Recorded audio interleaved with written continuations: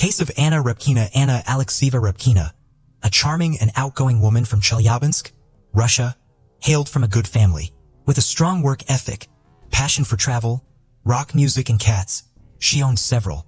Anna was a vibrant individual.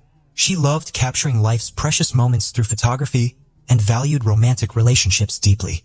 Her ultimate goal was to find true love, settle down, have children and build a happy family. Anna's remarkable sense of humor made her a delight to be around, something her friends and acquaintances often highlighted.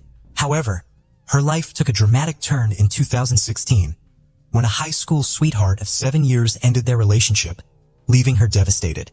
Despite this heartbreak, Anna refused to give up on her dreams. She took the initiative to try online dating, determined to find her ideal partner.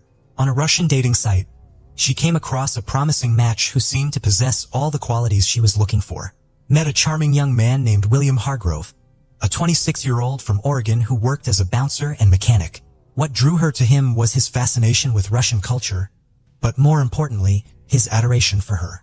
William consistently showed kindness to Anna, often complimenting her and making an effort to be present for her whenever she needed him. Despite the physical distance between them, those who knew him described William as a charismatic and passionate person with a great sense of humor who inspired those around him to chase their dreams. As they developed their online relationship over several months, their bond grew stronger. They seemed perfectly suited for each other, sharing similar tastes in music and a love for live performances, as well as a similar sense of humor. Friends who knew them noted that Anna and William complemented each other beautifully. William's caring nature was evident in his thoughtful gestures, such as sending Anna flowers despite being separated by oceans. Anna and William's online chemistry was undeniable, but they wanted to confirm their connection in person. So in December 2016, they decided to take their relationship to the next level. Anna booked a flight to Oregon to spend the Christmas holidays with William. However, she initially made a mistake and booked a ticket to Portland, Maine instead of Portland, Oregon. Before realizing the error, she had already flown to Maine, but she was determined to make it work. After fixing her flight issues, Anna finally arrived in Oregon. William picked her up from the airport and they spent the next 10 days together.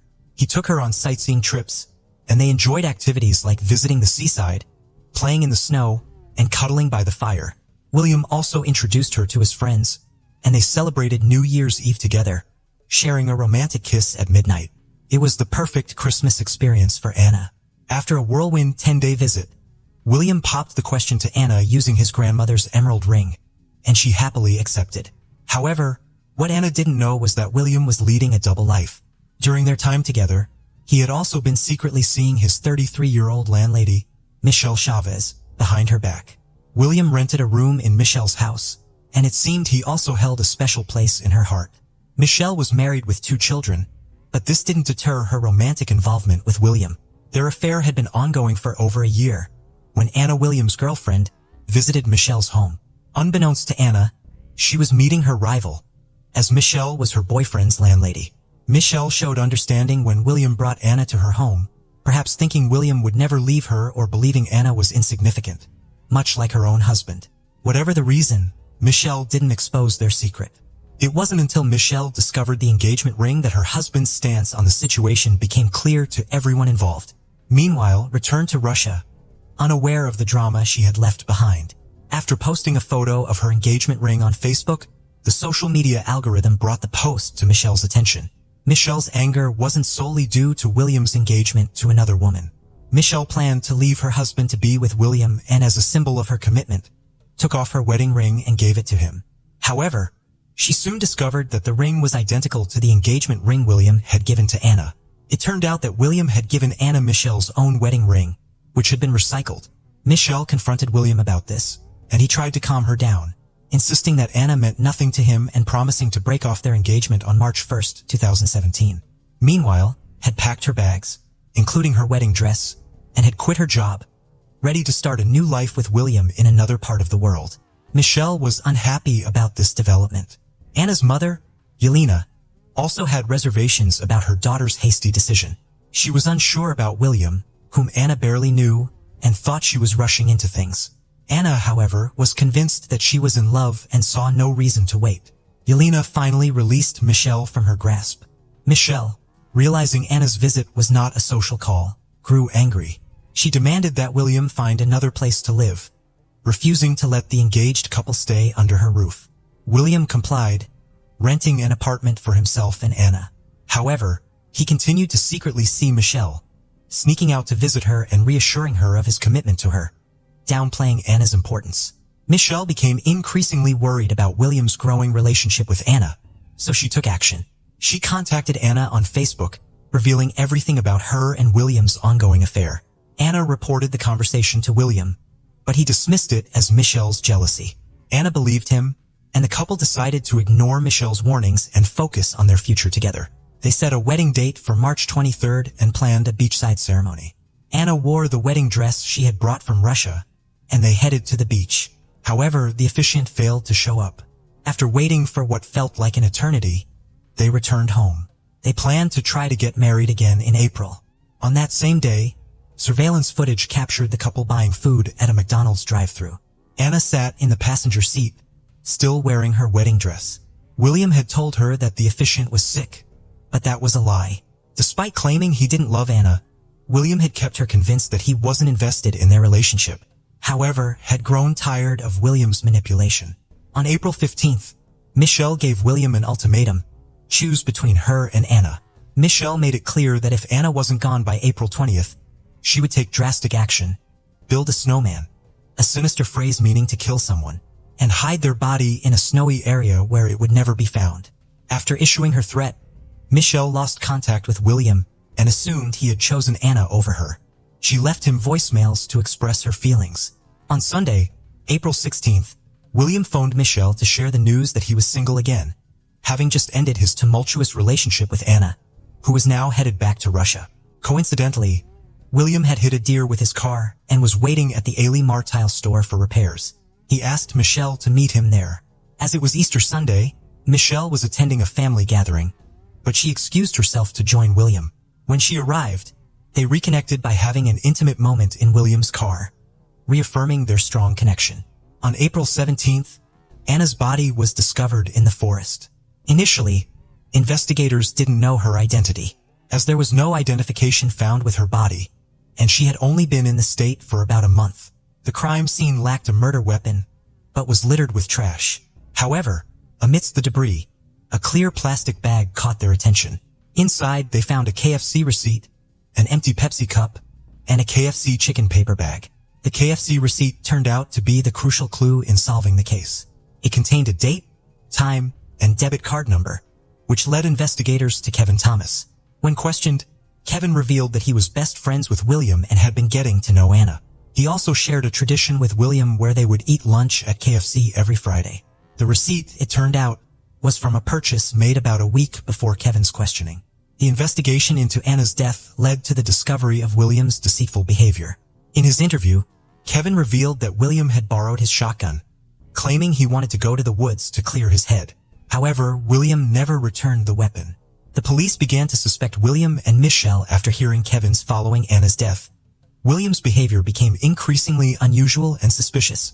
He withdrew money from Anna's bank account to pay off his debts, and was caught on camera buying cigars and Star Wars Legos at various stores. William also confided in Kevin that he was spending money recklessly to cope with his emotions.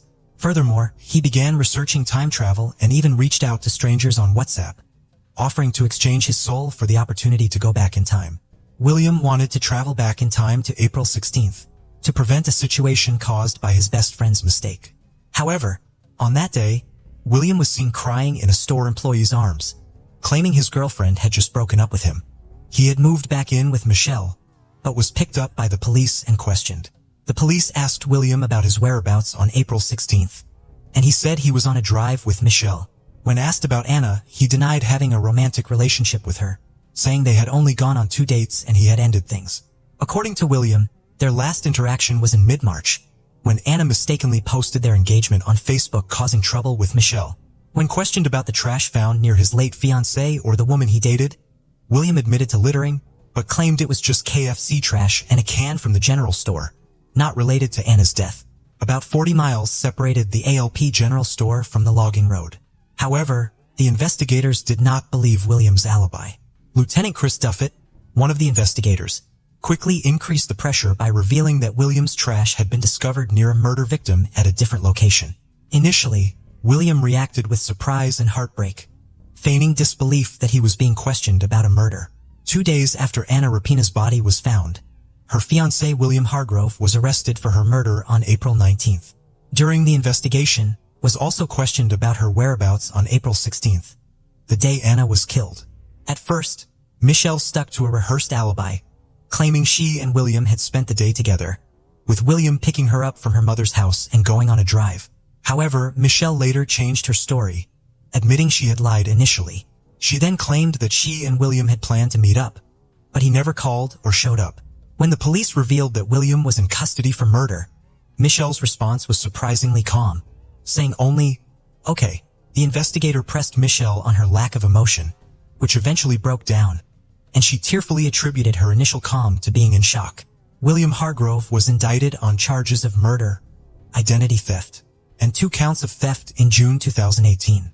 His trial began in October 2019, with the prosecution seeking the maximum penalties for each charge, while the defense argued for a more lenient sentence. William's defenders claimed he was innocent and that Melissa, the spurned lover, was the true culprit. However, the prosecution presented a strong case against William, backed by evidence and motive. The evidence showed that William was torn between 2 lovers, with Anna pressuring him to make a choice. There were records of William and Anna driving together in an alone car. On the day of Anna's murder, William's cell phone was tracked to the logging road at 4:30 p.m. The shotgun used to kill Anna was found in William's car, with his fingerprints being the only ones on the weapon. Despite denying any involvement in Anna's death, William was caught using her money to go shopping and pay off his car insurance. He was even filmed withdrawing cash from an ATM using her card. The prosecution argued that William had driven Anna to the forest, gotten her out of the car, and then executed her with his shotgun. The prosecution claimed that William was faced with a choice between Anna and Michelle, leading to his actions. In contrast, the defense argued that their client was innocent. According to the prosecution, the evidence pointed to Melissa as the perpetrator. A threat from Melissa to build a snowman with Anna, her cell phone found near the logging road, and Anna's cell phone discovered in Melissa's house suggested that Melissa had planned the crime. Melissa, who was not charged with any crimes, testified as a witness for the prosecution. She revealed that she worked as a late-night cab driver and was married to an Oregon State University instructor, but their marriage was loveless and open. She met William at a bar where he worked and, with her husband's permission, began a romantic relationship with him. As they grew closer, William rented a room in her house. When Anna entered the picture, Melissa was not threatened, having a similar open relationship with William. Melissa explained that by her second visit, she couldn't tolerate the situation anymore, especially when she saw her own wedding ring on Anna's finger. Although she had given William an ultimatum, she had no role in William's actions that hurt Anna. Melissa clarified that she never intended for Anna to get hurt or killed.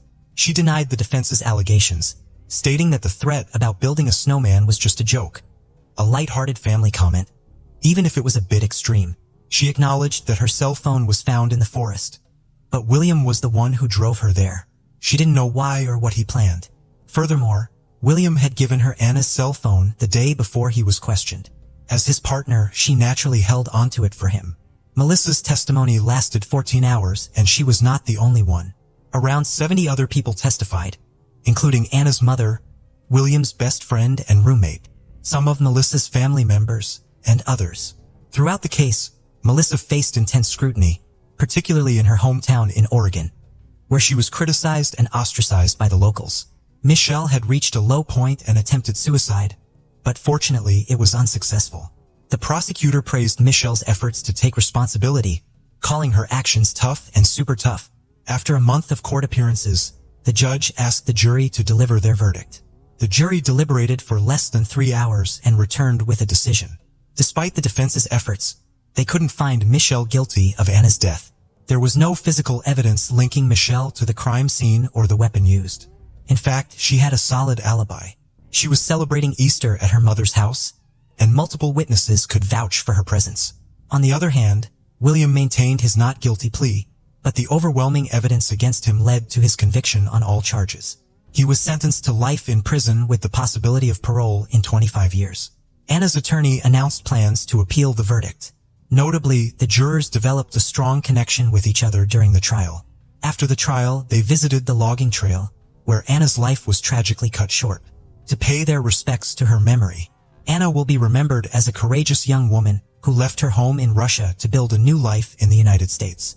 Anna was a loving person who openly shared her love with others. She was cherished by many during her lifetime, and her memory will continue to be loved and honored. The prosecutor, Amy Matsuko, stated,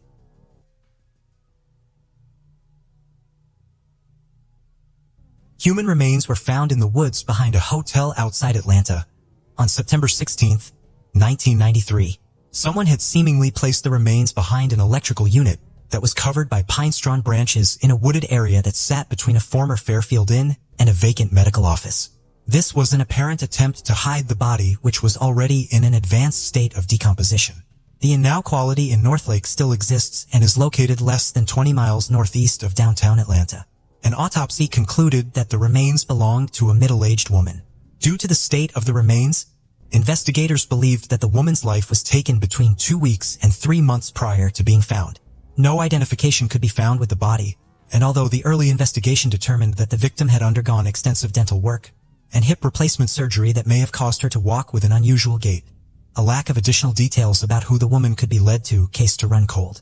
Finally, in March 2023, the DeKalb County District Attorney's Office announced that they identified the Jane Doe as 52-year-old Rebecca Becky Burke.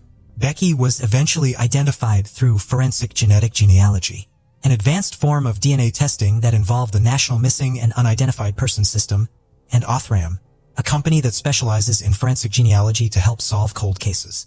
Forensic genetic genealogy combines traditional genealogy research with DNA analysis and is often used to identify both suspects and victims in criminal cases, where more traditional identification methods have been unsuccessful. The district attorney's office said those tests linked Becky's remains to a family member, which allowed investigators to learn more about her and her background. Authorities say Becky may have also used the last names McKesney or Barnes, and her last known residence was in either the Marietta or Smyrna areas of Cobb County, Georgia. A cold case task force is seeking information about a possible suspect. DeKalb County District Attorney Sherry Boston urged anyone who knew Becky or worked at the area where her body was found around that time to contact authorities. "We are very grateful to finally have identified Becky Burke's remains. But the work does not end here," Sherry Boston said in a statement. Becky Burke was described as white with long curly light brown hair. Officials also believe her to have stood at 5 feet 5 inches tall and weighing close to 130 pounds. Case of the Hawks couple. Thomas and Jackie Hawks set out on a journey that would lead them straight into the grasp of tragedy. Unaware, they made the decision to sell their prized possession, their luxurious yacht, which would plunge them into a dark abyss. Imagine the sun glistening on the calm waters, a final voyage on their treasured vessel, and a potential buyer about to finalize the deal. As the sails billowed in the wind and the waves murmured their secrets, the Hawks ventured into the unknown, oblivious that this very journey would become their eternal shroud.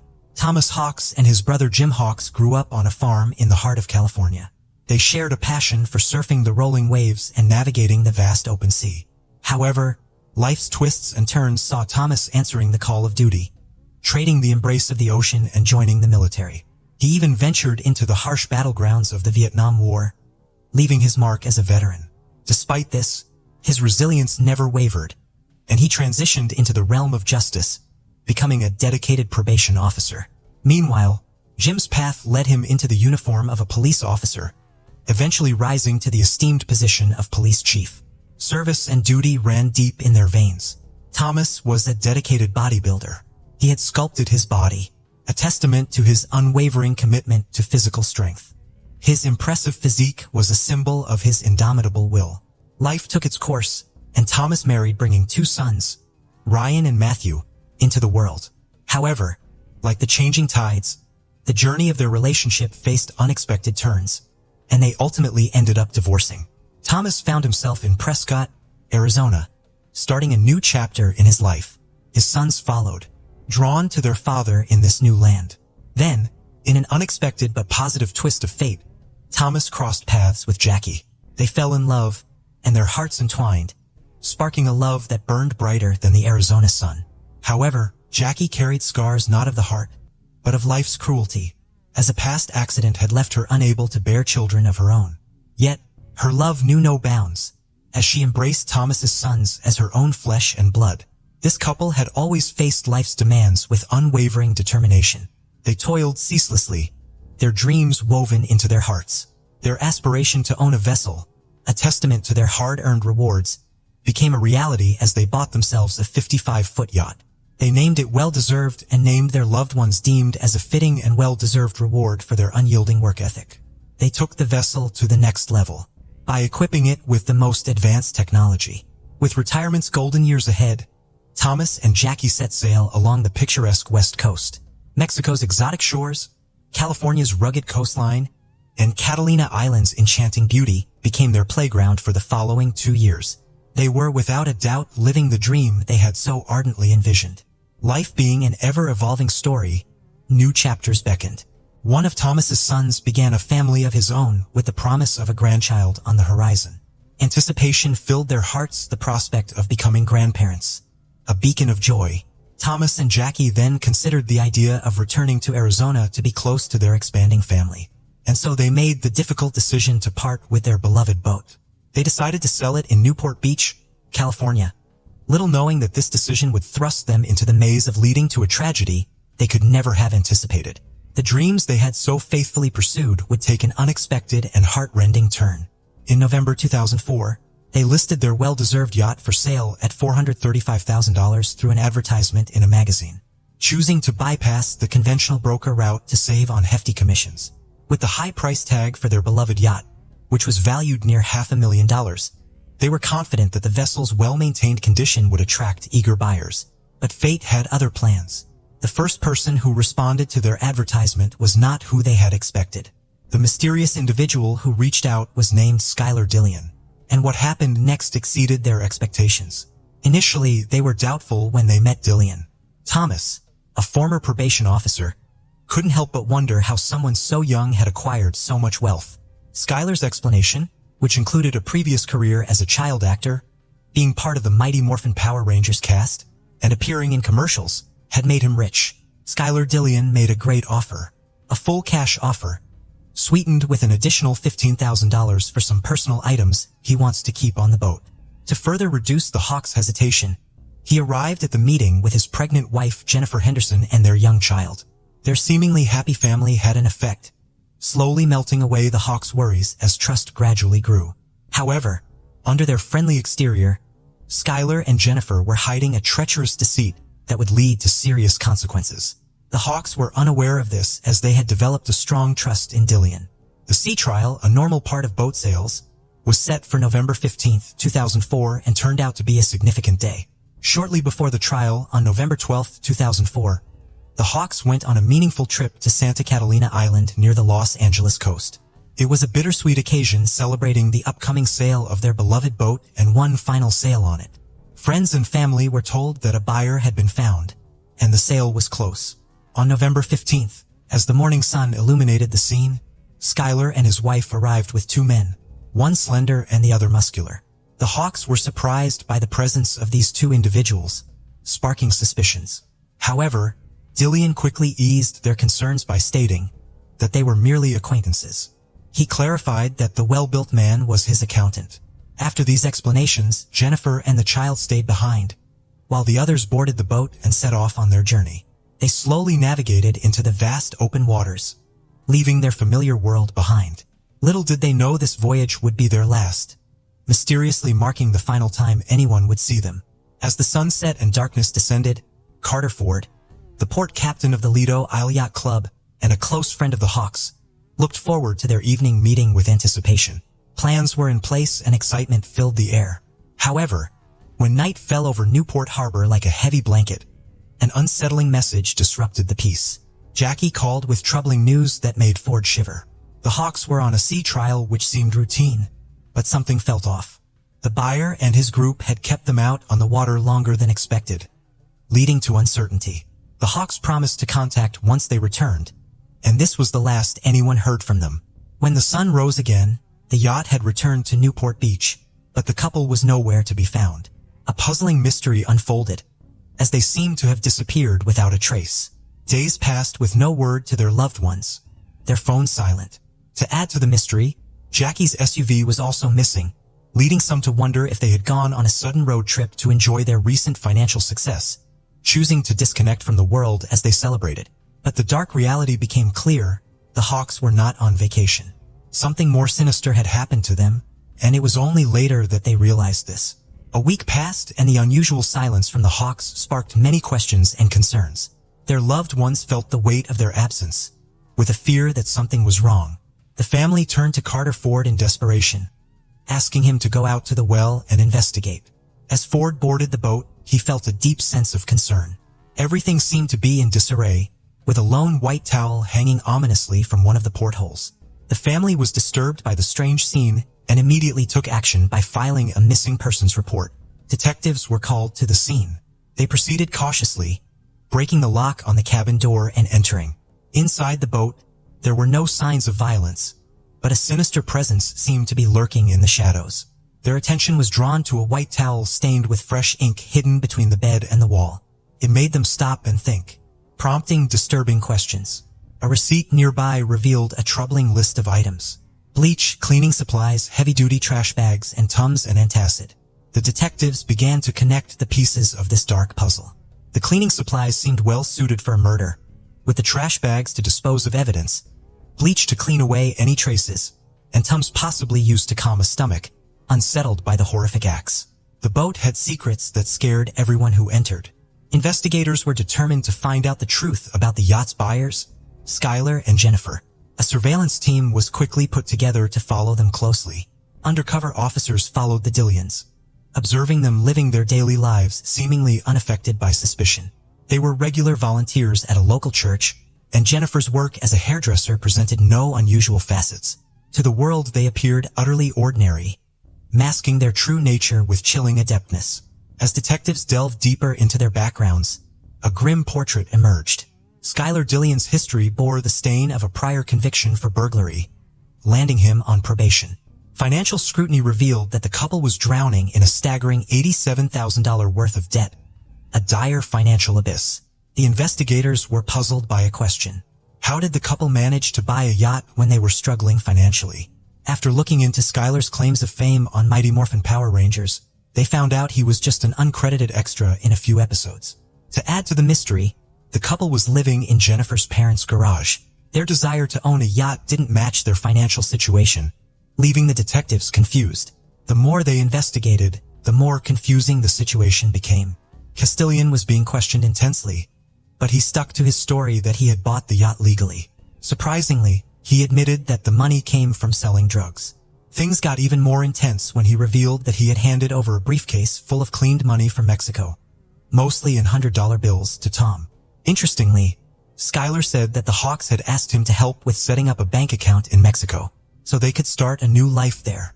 He also mentioned that Tom and Jackie had given him power of attorney, allowing him to control their money and transfer it to Mexico.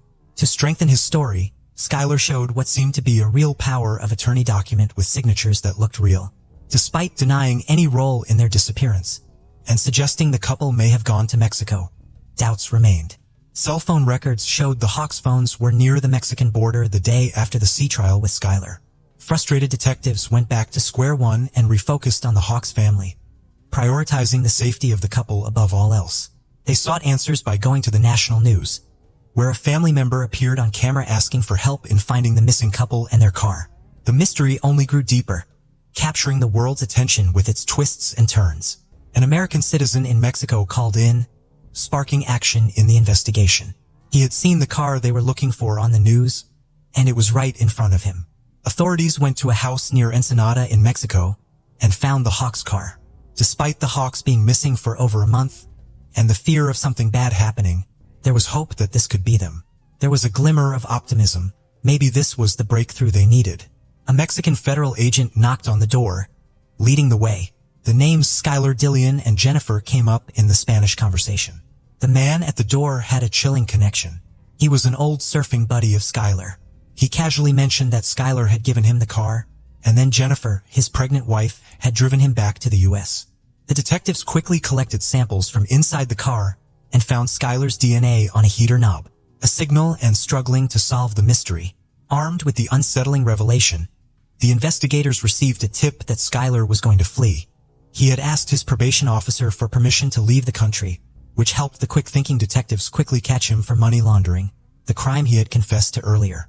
Investigators arrived at the garage apartment where Jennifer's parents resided, and found a collection of personal items belonging to Tom and Jackie, such as their camera and driver's licenses. Upon inspecting Jackie's driver's license photo, they were surprised to see a striking resemblance to the notary's description, raising further suspicions about her involvement and the legitimacy of her actions. The investigation took a darker turn, shedding light on the unsettling idea that more people may be involved in this mysterious disappearance than previously thought. As the lies began to unravel, it exposed an intricate web of mysteries and secrets waiting to be revealed. In the garage, investigators found a business card belonging to an LAPD detective who worked with Interpol. They contacted the Interpol agent to discuss their investigation into Skylar's possible involvement in the Hawks' disappearance. The Interpol agent then shared that he had encountered Skylar a year earlier during a murder investigation in Mexico involving an American citizen. This connection raised the possibility that Skylar might have been involved in both cases. The main challenge was to find evidence. Detectives found something strange on the yacht. In photos, it had 2 anchors, but in reality, only one. Their suspicions grew as they realized the discrepancy. A chilling theory started to form. Detectives linked anchor absence on yacht to couple's disappearance due to Skylar's ruse concealing sinister plot to steal prized possession. Needed undeniable proof. The net was tightening. Jennifer's actions revealed her involvement in the plot. Her effort to drain Hawks' account was evidence of her awareness of the situation despite not being on the boat. But at a crucial moment, detectives identified a name in the power of attorney papers, a name that would shift the course in solving this puzzling case. The name belonged to a man who had witnessed the significant transaction, a man named Alonso. Alonso, who was only 19 at the time, resided with his parents and worked as a prison guard. A bond had developed between him and Dillian, while the latter was imprisoned for theft. Skylar had convinced Alonso to accompany him to the meetings. He was the slim man who had gone with him on the sea trial. Offering leniency in his punishment, they made an agreement with Alonso, pushing him to share his perspective and expose the chilling truth about the Hawks' destiny. As the tape recorder started playing, Alonso began to tell a frightening story. He revealed details about a man named John Fitzgerald Kennedy, who was introduced as an accountant by Skylar. However, Kennedy was not an ordinary man. He was actually a notorious gang member and former convict known as John F. Kennedy. Alonso explained how they had planned a dangerous scheme that would bring disaster to the Hawks. Their evil plan involved kidnapping a couple and taking them out to sea to throw them overboard. The frightening story began when John F. Kennedy pretended to be seasick and went below deck. Thomas, concerned for him, went down to check on him and fell into their trap. Skylar followed, and together they attacked Thomas. Amidst the chaos, Jackie asked worried questions. Alonso grabbed her, used a taser to immobilize her, handcuffed her, and took her to another part of the boat. Both Thomas and Jackie found themselves helpless, with their eyes and mouths taped shut. In those harrowing moments, as Jackie struggled to scream through her gag with tears of desperation flowing, Thomas offered a small gesture of solace. Handcuffed together, he tenderly stroked her hand with his fingers, a silent attempt to comfort her in the face of the grim fate that awaited them in the merciless hands of their captors. The grim saga continued as they were taken into the kitchen area, where the power of attorney awaited their reluctant signatures. The chilling ultimatum hung in the air like a death knell. Cooperate, and perhaps they would be spared, or resist and death would be their fate. The boat steered into the haunting depths of the ocean near Catalina Island, a place once filled with cherished memories for Tom and Jackie. On the deck of the vessel, they were bound together with a rope, a ghastly prelude to the impending horror. Dillian then disengaged one of the anchors from the boat's bow as he dragged the chain along, the dreadful sound echoing in their ears. They had heard that sound countless times before, but this time it signaled their inexorable doom. Jackie's pleas for her life were heartbreaking, as she yearned to see her grandchild and believed she was too young to die.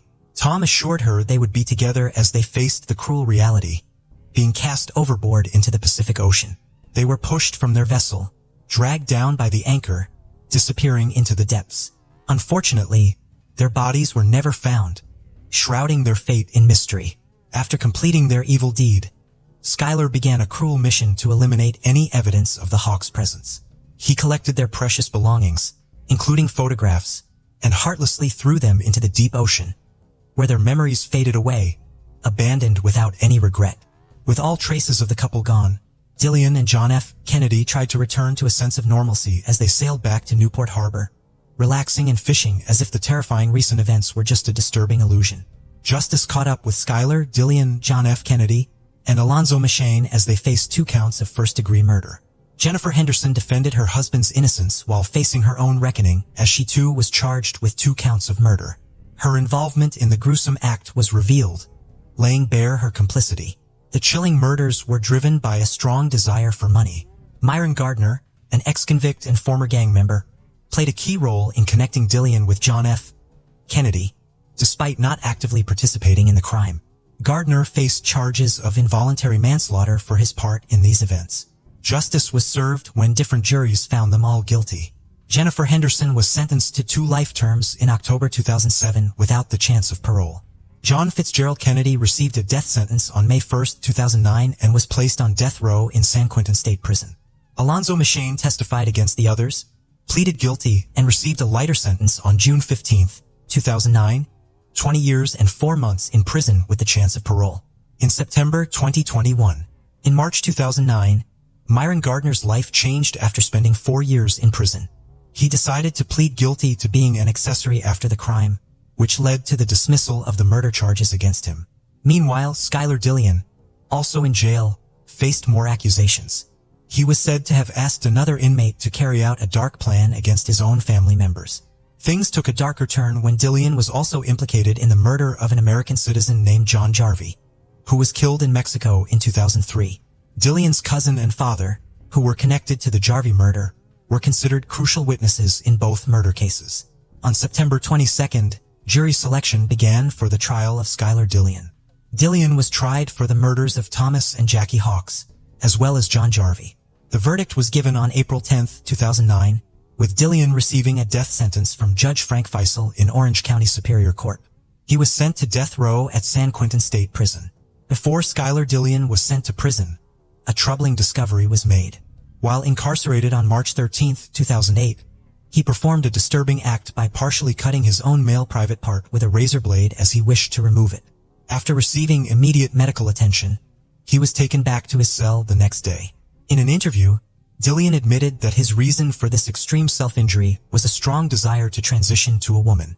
He had already changed his name from John Julius Jacobson to Skylar Dillian, choosing a gender-neutral name to represent his identity.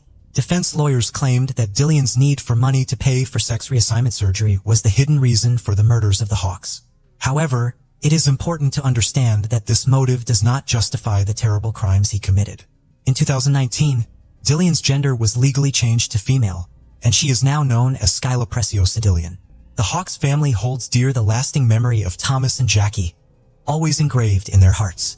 These lively individuals, recognized for their adventurous nature, embodied goodness and genuineness. Their destiny took a harsh turn, and even though they have passed away, their spirits persist, shining a timeless light on our recollections. May they rest in eternal peace in paradise. Case of Vincent Brothers. Vincent Brothers, a beloved principal in Bakersfield, California, was informed that on Tuesday, July 8, 2003, his wife, children, and mother-in-law were tragically found murdered in their home.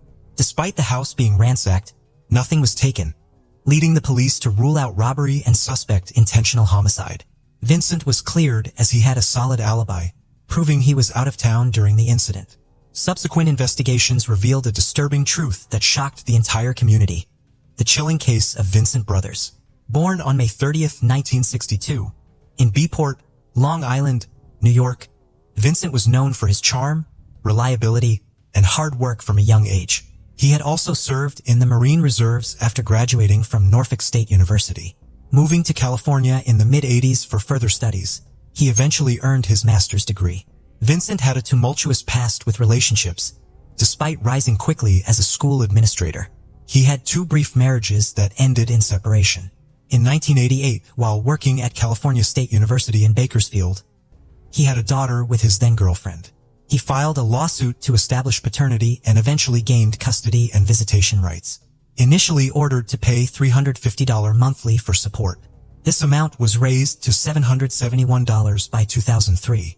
In the same year, he faced legal consequences, receiving a 6-day jail sentence and probation for a misdemeanor charge of spousal abuse.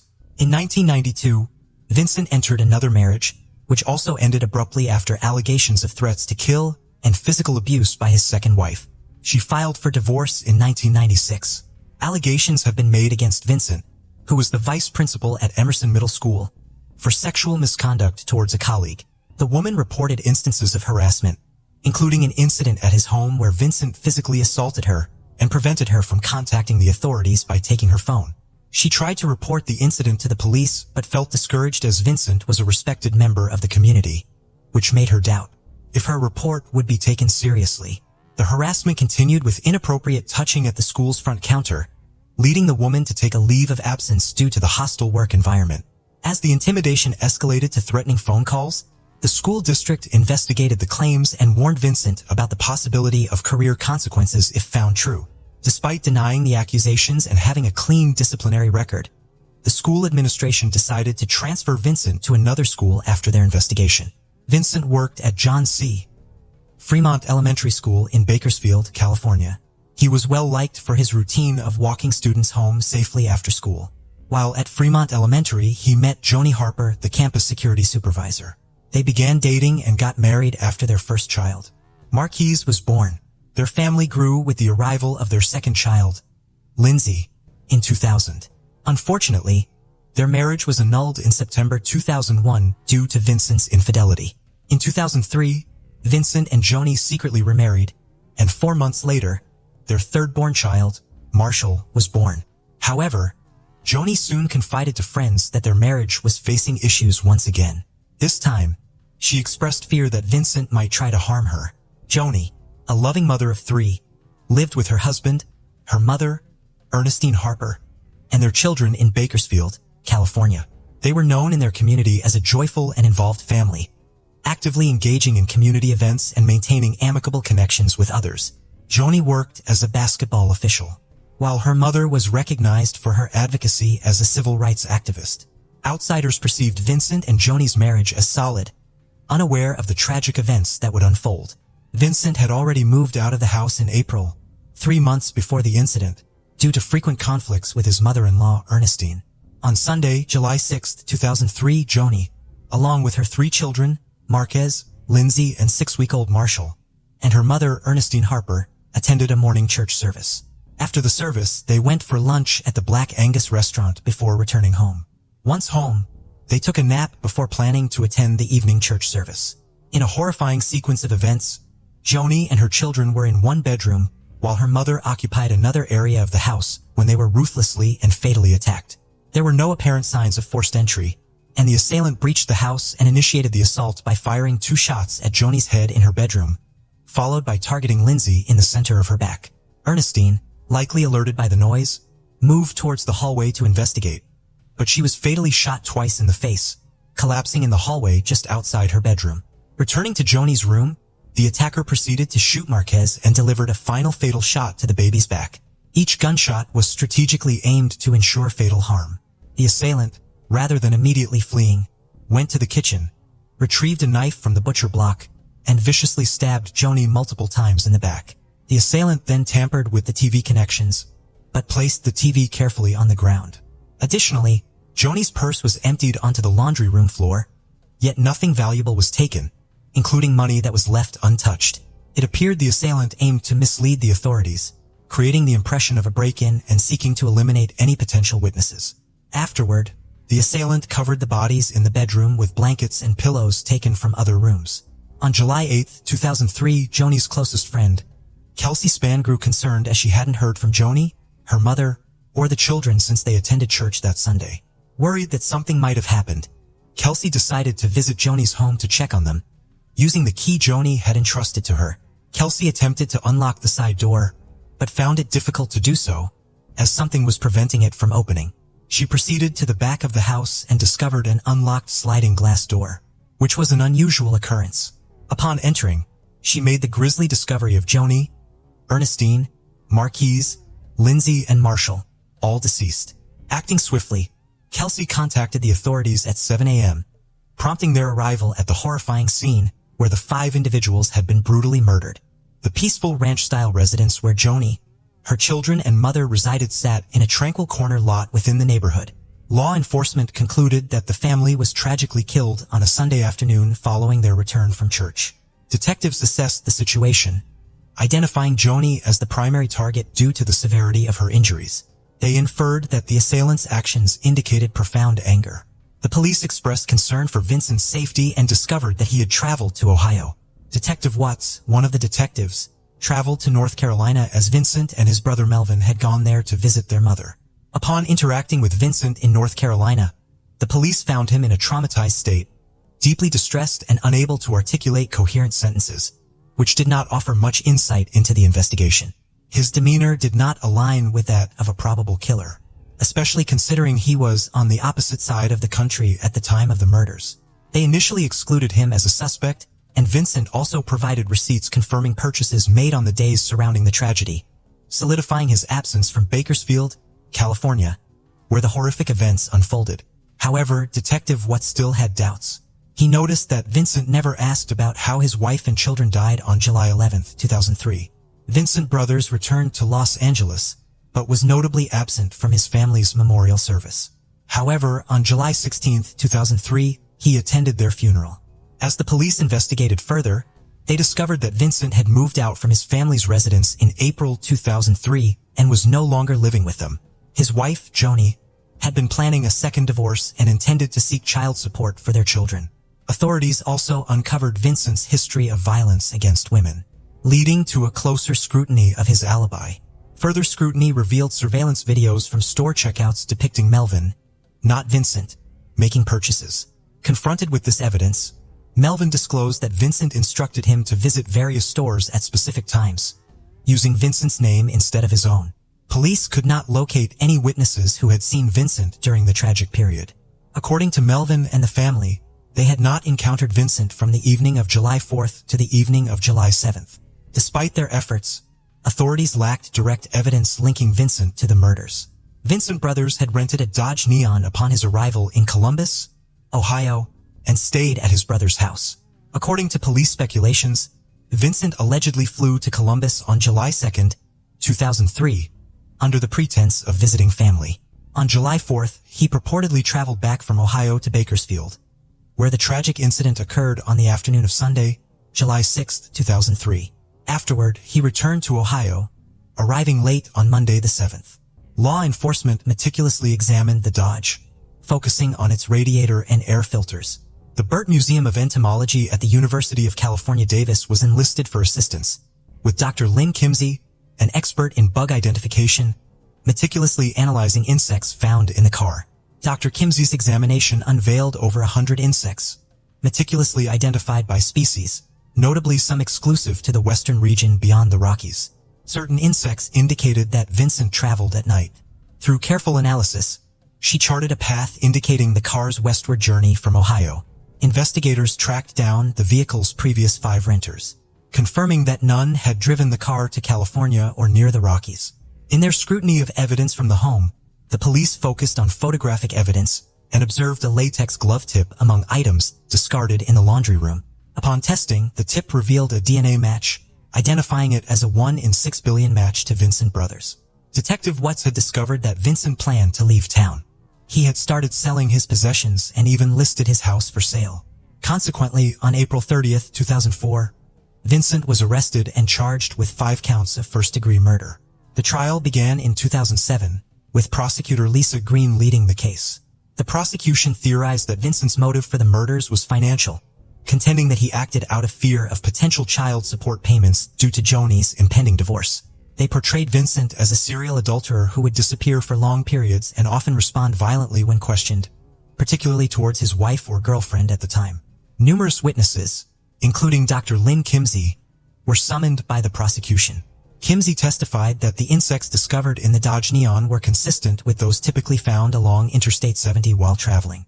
Testimony further corroborated that the 5,424 miles driven from July 2nd to July 11th aligned with the presented evidence. However, when Melvin testified, he attempted to retract his previous statements, claiming that he had lied to the police regarding Vincent providing him with a credit card to use. The defense countered by presenting an expert in high-speed driving. The expert asserted the difficulty of maintaining an average speed of 70 miles per hour throughout the journey from Ohio to California. They contended that such a trip would have been impossible for Vincent to accomplish. Additionally, their own pathologists took the stand, testifying that the murders likely occurred as late as Monday morning on July 7, 2003. To support their case, the defense presented interrogation tapes intended to demonstrate that Melvin had been coerced by the police into altering his testimony. They also brought forth a witness to a car incident that Vincent claimed occurred on Sunday morning. In this incident, a boy on a bicycle collided with Vincent's rental car at an intersection. While this incident was not reported to the police due to a lack of damages or injuries, the prosecution diligently sought to verify the bike accident story. Detective Watts traveled back to Ohio and located Tom Belieb, a car dealer who flew to California to testify. Lebby confirmed that he was driving during the bike accident and that the boy collided with his car while he was stationary at an intersection. The defense strategy involved presenting Vincent's other brother, Troy, as Vincent's alibi witness. Troy was intended to testify that he had flown in from New York and spent that Saturday and Sunday with Vincent touring different state colleges in Ohio. Vincent had expressed interest in applying to these colleges to further his graduate studies. However, complications arose when, after lunch on the day Troy was scheduled to testify, he was nowhere to be seen. Consequently, Vincent himself took the stand, vehemently denying any extramarital affairs and adamantly refuting the accusation of murdering his family. Throughout his testimony, Vincent frequently broke down in tears. The prosecution brought in Franklin School principal Carla Toya as a witness. She testified about her involvement with Vincent, dating back to the year his son was born in 1996, and their on and off relationship until 2002 when she ended it. Toya then confessed that she and Vincent had been intimate just weeks before the family tragedy, contradicting Vincent's staunch denial of previous affairs. This revelation undermined Vincent's claims of fidelity. The prosecution posited that the crime had been meticulously premeditated, acquiring knowledge of the family's Sunday routine, granting the killer control and a window of opportunity. Exploiting this familiarity, the perpetrator waited until the family was asleep, using a copied key to gain entry through the sliding glass door and methodically execute each member of the family on May 15th. Vincent Brothers was found guilty on 5 counts of first-degree murder with aggravating circumstances, making him eligible for the death penalty. After hearing testimony from 137 witnesses, the jury deliberated for nearly 2 days before reaching their decision. Following the verdict, Vincent was escorted from the courtroom and returned to Laro Detention Facility under strict security. On September 27th, Judge Michael Bush of the Deer County Superior Court sentenced Vincent Brothers to death by lethal injection. He was detained at San Quentin State Prison in California, where he is still currently housed. During the sentencing hearing, family members were given the opportunity to deliver statements. Vincent's only surviving child, his firstborn Margaret Kern Brothers, announced her resignation from the Brothers family, expressing that upon leaving the courtroom, she would solely identify herself as Margaret Carr. The evidence suggested that Vincent Brothers lacked empathy and remorse for his actions, a common trait in what many call a psychopath. His perception of his children as mere objects indicated a complete detachment from any emotional connection with them. The act of stabbing Joni appeared to be a deliberate means of severing his ties with her on a physical level. His action of covering the victims seemed to indicate an attempt to shield himself from confronting the aftermath of his deeds, suggesting a deeply personal involvement in these killings. It is a tragic and unfortunate reality that the victims faced against this monstrous individual. As we reflect on this heart-wrenching tale, our thoughts are with the victims whose lives were tragically cut short and the loved ones they left behind. The case of Marina Menegazzo and Maria Jose Coney. This story began in 2016 in the Argentine city of Mendoza. On January 10th, 2 young women, 21-year-old Marina Menegazzo and 22-year-old Maria Jose Coney, embarked on a highly anticipated trip. Unfortunately, their journey ultimately led to one of the most publicized investigations in Latin America over the past decade. At the time, Maria Jose was a 22-year-old economics student at the National University of Cuyo, while Marina was a 21-year-old speech therapy student at the Aconcagua University. Both women volunteered for an organization that assisted homeless individuals. According to friends and acquaintances, they were 2 bright and cheerful young women who were extremely close to their families. Marina Menegazzo and Maria Jose Coney embarked on a trip with 2 friends, but the group eventually parted ways. The girls continued their journey, which began on January 10th. Their route can be tracked through Maria Jose Coni's Instagram posts. On January 13th, they were in Cusco, Peru, an ancient city that was once the capital of the Inca Empire. The next day, January 14th, another photo was posted, also taken in Cusco. A subsequent image was published on January 15th, showing they on a railway bridge near the Machu Picchu hydroelectric power plant. Machu Picchu is a famous ancient Inca city, often referred to as the city above the clouds, and is a UNESCO World Heritage Site. Maria Jose Coni and Marina Manazzo had about 10 days of vacation left and were in no rush to return home. They decided to revisit Montanita, the town in Ecuador where their trip had begun. On February 22nd, Maria Jose Coni posted a photo of herself with Marina Manazzo on Instagram, which would be her last post. On the same day, they contacted their families in Argentina to let them know they would be returning soon. They planned to take a bus from Ecuador to Lima, Peru, where they would spend the night at a friend's house. From Lima, they would fly to Santiago, Chile on February 25th, and then take a bus to their hometown of Mendoza, Argentina. They informed their relatives that they would be unreachable by phone for a few days due to poor signal reception. However, when their relatives tried to contact them, they were unable to get in touch. As the days passed, there was no activity on Maria Jose Coni and Marina Manazzo's social media accounts, causing their relatives to become increasingly worried. Marina Manazzo's sister took to social media to raise awareness about their disappearance. She posted a photo of the girls with a message stating that they had gone missing on Monday, the 22nd, in Montanita, Ecuador, and asked people to share the information. The families were eager to know if they had left the country and boarded a flight, but their attempts to contact the airline were met with no response. The family of Maria Jose Coni and Marina Manazzo tried to get information from they were supposed to stay with before leaving, but they claimed they never showed up. The family then reported they missing to the emergency services in Ecuador and also contacted the Argentine consulate for assistance. The Argentine consulate got involved on February 27th and sent a fingerprints to Ecuador. This was done because a few days earlier on February 25th, an unidentified woman's body was found in Montanita and taken to Guayaquil. The authorities compared the fingerprints from Argentina with those of the unidentified body and confirmed that the body was that of Maria Jose Coni.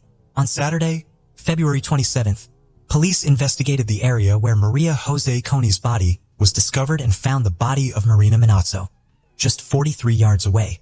Like Marina Manazzo's body, Maria Jose Coni's was also wrapped in a plastic bag and duct tape. According to the Ecuadorian police, the killer attempted to conceal Marina Manazzo's body by placing an object on top of it, which initially prevented its discovery. During the autopsy, the medical expert determined that Maria Jose Coni's death was caused by severe blunt force trauma to the head. Her injuries also included a broken leg, a broken toe, and what authorities described as genital injuries. Additionally, markings on her wrists suggested that she had been restrained. Marina Manazzo died from 6 stab wounds to the neck and had similar wrist markings, indicating that she had also been tied up. The deaths occurred on February 23rd. Toxicology tests revealed that their blood contained a high amount of a psychiatric medication.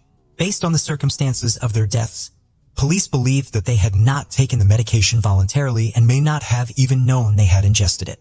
It is likely that someone had mixed the medication into their food or drinks without their knowledge. A breakthrough in the case came just 24 hours after the discovery of the second body. The President and Interior Minister of Ecuador announced that the police had made an arrest, sparking mixed emotions among the victims' families. Alberto Segundo Minapan, 33, and Aurelio Eduardo Rodriguez, 39, were taken into custody and quickly confessed to the crime, revealing the events that had transpired. Physical evidence found at the home of one of the suspects, Minapan, included bloodstains. The police also recovered Marina's phone, backpack, and other belongings near the house. The rapid arrest and immediate confession of the men were met with skepticism by those following the case, leaving many with unanswered questions. Ecuador's Minister of the Interior, Jose Serrano, claimed that they checked out of their hotel room on February 22nd at 2 p.m. According to the men's story, they had their money stolen at the hotel, prompting them to hitchhike to Lima. However, the hotel owner disputed this claim, stating that there was no evidence of theft. Marina Manazzo and Maria Jose Coni's families found this explanation hard to believe, particularly since they had credit cards that they could have used if they encountered financial difficulties. The lack of activity on the credit cards suggested that either someone stole both their cash and cards, or that the men's story was not true. Moreover, they could have accessed the funds in their account without needing the physical card. But they didn't use the money to book travel or accommodations online. According to Ecuador's Minister of the Interior, Marina Monaco and Maria Jose Conis entered a bar and requested 2 glasses of water because they were thirsty and had no money. The bar owner corroborated this account, stating that she provided them with water due to their financial situation. However, it remains unclear whether their money was actually stolen. The minister continued by referencing the testimony of the suspects, who had already confessed to their guilt.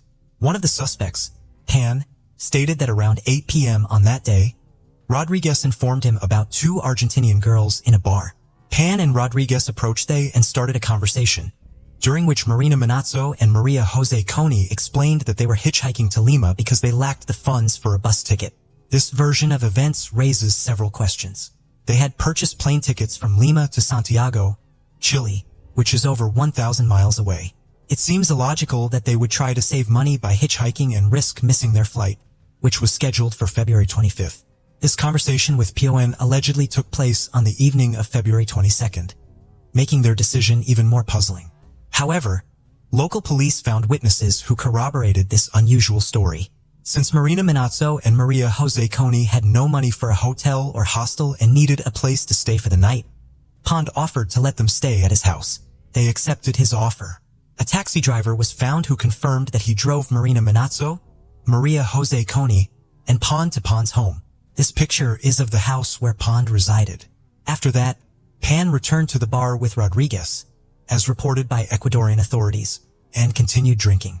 Meanwhile, Marina Manazzo and Maria Jose Coni were left alone in the house. The intoxicated men returned home around 2:30 a.m., but Marina Manazzo and Maria Jose Coni were no longer there. The police investigation revealed that Marina Manazzo via Maria Jose Coni had visited a nearby store to purchase soda before returning to the house.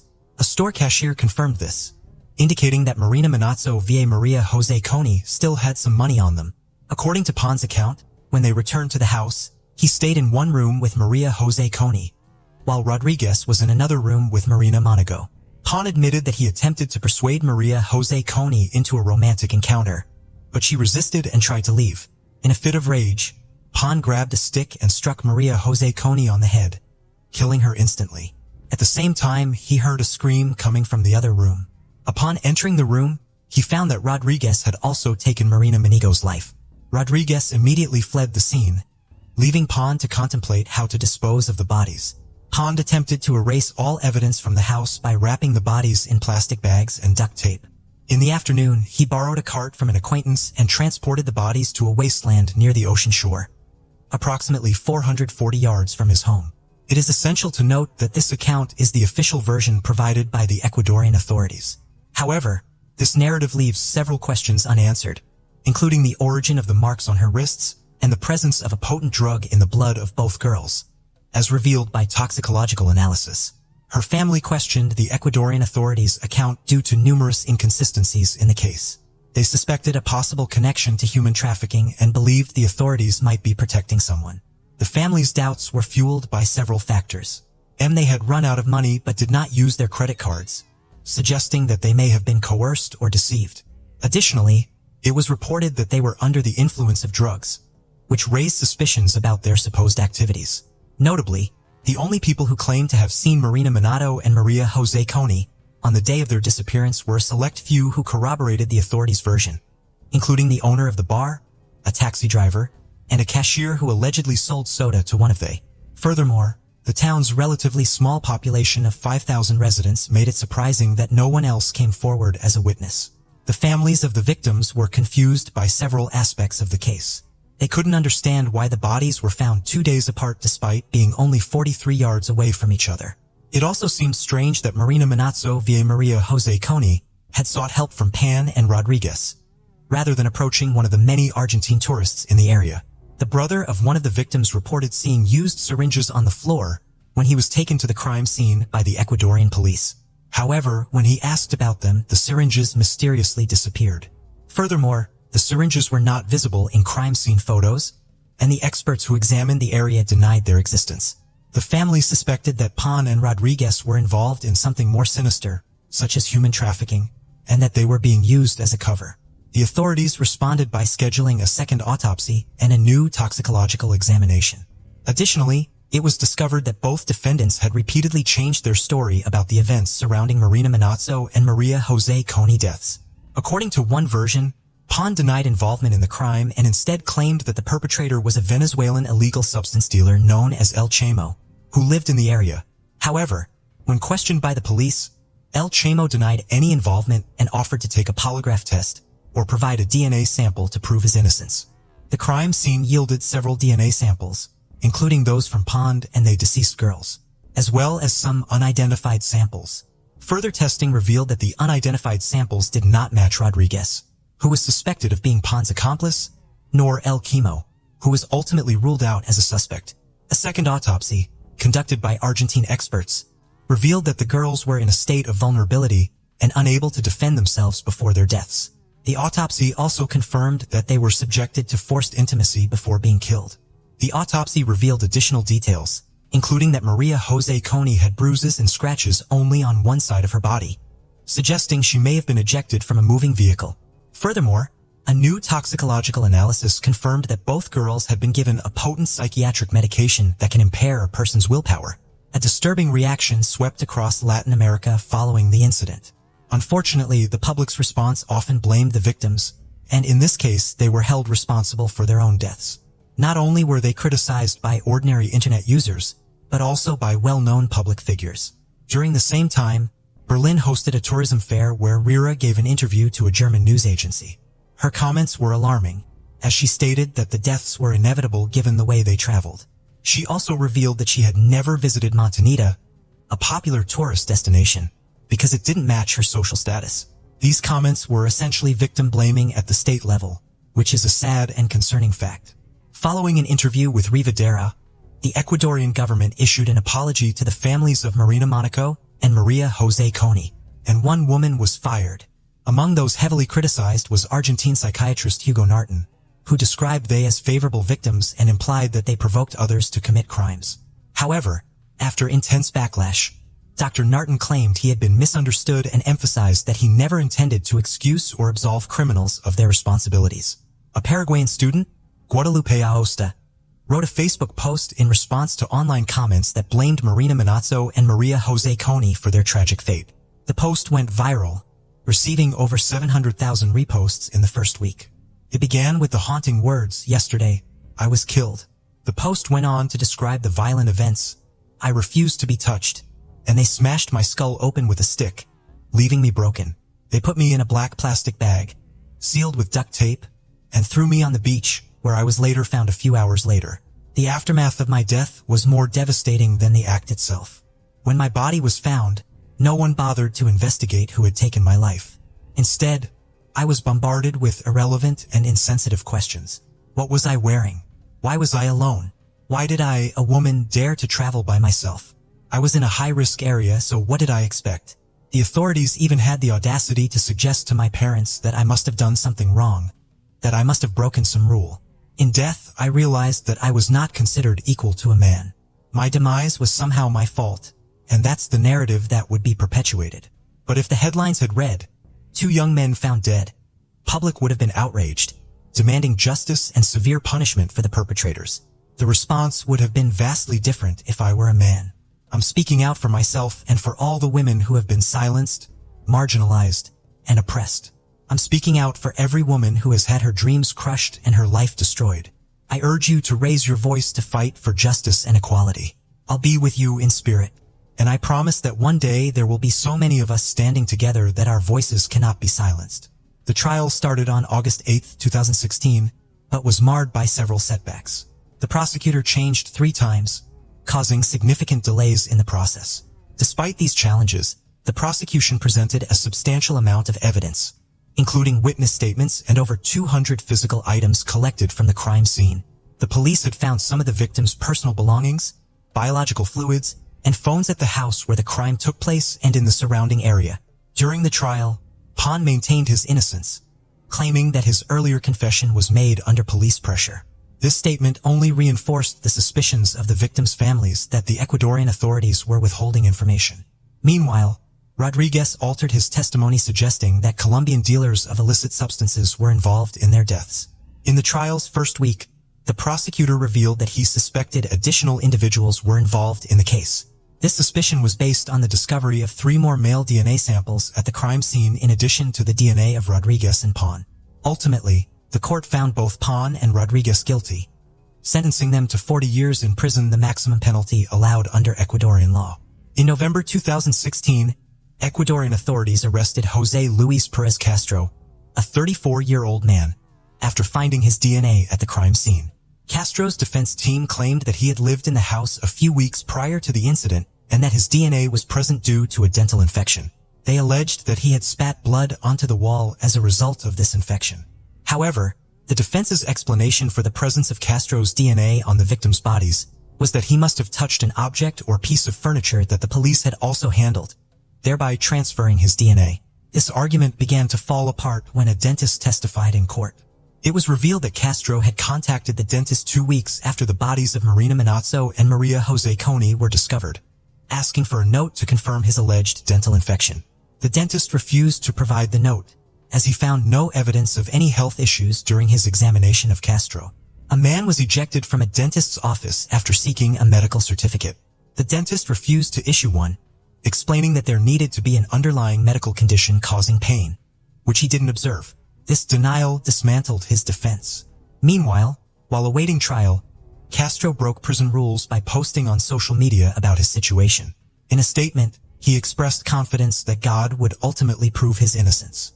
Despite his persistent claims of innocence, Castro was ultimately found guilty and received a 40-year prison sentence, just like 2 others, Alberto Pan and Eduardo Rodriguez.